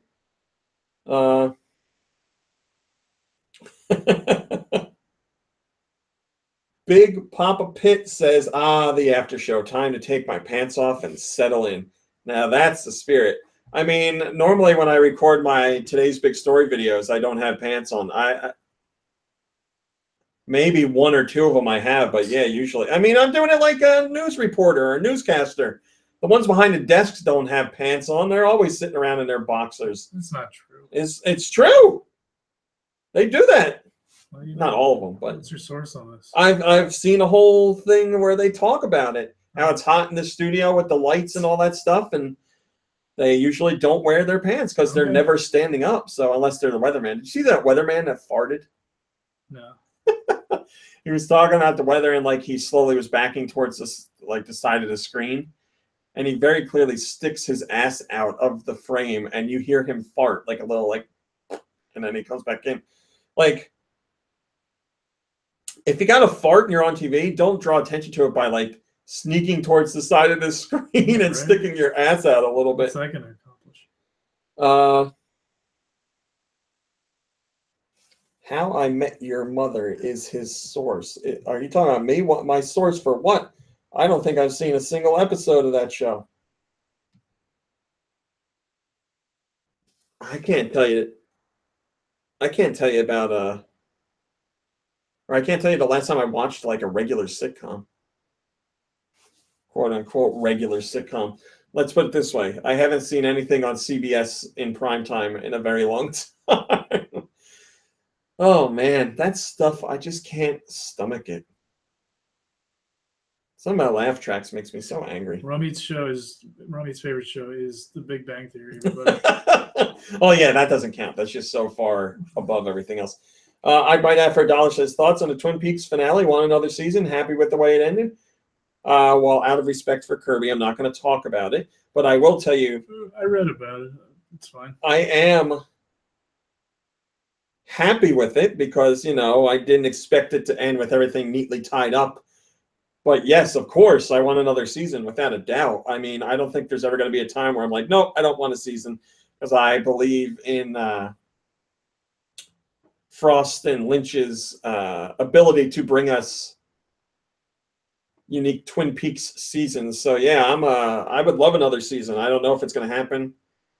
Hopefully, if it does, we don't have to wait another 25 years. But yeah, I'm all about it, man. That Kyle MacLachlan, he deserves an Academy Award for his performance in that show. He played like 7 different versions of himself. Well, I think they would have to give him an Emmy. No, I said Academy Award. They edit it together into an 18-hour movie, and then they give him the Oscar.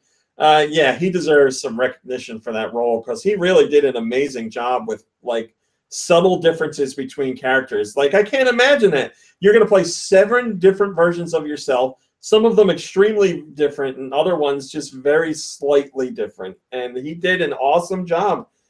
All right, well, I'm going to end the after show now with this statement from the Name King Clown, because I think it's how we all feel. The Name King Clown says, "Can't wait for that Young Sheldon spinoff." He says gag after that, but we all know he's going to watch. All right, my friends, if you are in the path of the hurricane, hopefully you are somewhere safe. Hopefully you have lots of supplies. Yes. Lots of clean water. We wish you well. Good luck. Ride out the storm wherever you are. And take care and be safe. And hopefully everything goes well and it's not as bad as we think it's going to be. And next week, we're all back here having fun talking about stupid stuff like Young Sheldon. That's it. We'll see you next week. Stupid. Bye, everybody. Bye.